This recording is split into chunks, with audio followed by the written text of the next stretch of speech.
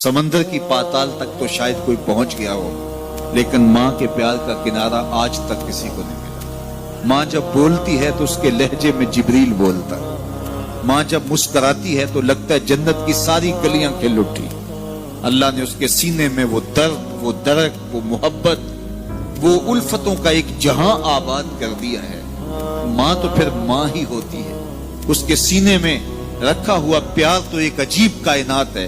तड़पती हुई ममता एक अलग ही जहान है। कभी आपने देखा हो कि बच्चा घर से निकलता है, दुनिया की बड़ी बड़ी दानिशगाहों में उसका इंतजार हो रहा होता है, लोगों को अक्लो बीनश सिखाने जा रहा होता है। उसकी एक एक बात को लोग मोतियों की तरह झोलियों में डालते हैं और दुनिया की दानिशगाहों में, यूनिवर्सिटियों में और दरसगाहों में लोग उसके मोतियों जैसे जुमले सुनने के लिए बेताब होते हैं कि ये अक्लो बीनश का मुरक्का है, ये फहमो इदराक का पहाड़ है, इसकी बातें जिंदगी गुजारने का गुर सिखाती हैं। तो लोग सीखने के लिए जमा होते हैं, लेकिन वो शख्स जब घर से निकलता है तो माँ कितने भोले अंदाज में कहती है, पुत्र जरा सड़क ध्यान से अबूर करना।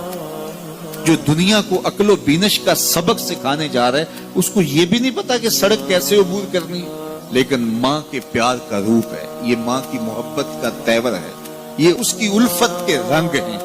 और जब तक बच्चा घर पलट नहीं आता, बेटा वापस नहीं पहुंच जाता, माँ के दिल में खटका रहता है और वसवास में रहती है और बेटे के लिए दुआएं मांगती रहती है कि मेरा बेटा खैर से घर पलट आए।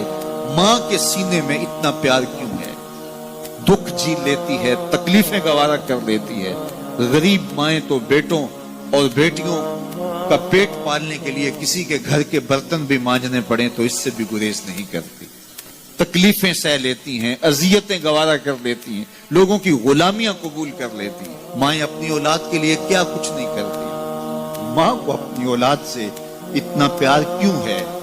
एक ही जवाब है, इसलिए कि माँ ने औलाद को जन्म दिया है। मेरे जुमले को दिल के कानों से सुनना।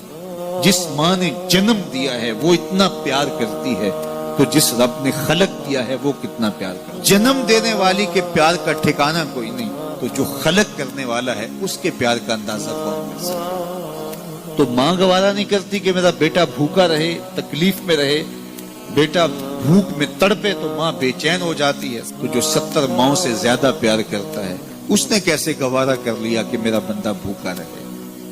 सहरी का खाना खाया है, कड़कती दोपहर है, बरसती गर्मी है, जुबान पे पिपड़ी जम गई, हलक खुश्क हो गया, खाने के लिए पीने के लिए सब कुछ मुयस्सर है, लेकिन कहा नहीं एक घूंट भी नहीं लेना।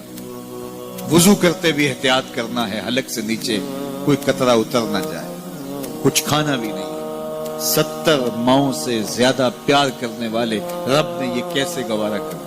इस मसले को समझने के लिए फिर दोबारा माँ की आगोश में आना पड़ेगा। बेटा बीमार हो गया, माँ डॉक्टर के पास ले गई, उसने दवा तजवीज की, सिरप लिखा, वो कड़वा था, बेटा पीता नहीं। माँ ने जबरदस्ती उसको लटा लिया, उसका हलक खोला, मुंह खोला, उसमें कतरे सिरप के टपका रही है। बच्चा चीखता है, रोता है, लेकिन जूजू वो कतरे हलक से नीचे उतरते जाते हैं, माँ के चेहरे पे तमानियत आती जाती है। क्या माँ सफाक हो गई है? नहीं। माँ की ममता छिन गई? नहीं। वो जो बेटे की आंख में आंसू नहीं देख सकती थी, वो तड़पते हुए बच्चे को देख के मुतमईन क्यों है? क्या माँ की ममता रुखसत होगी? जवाब नहीं।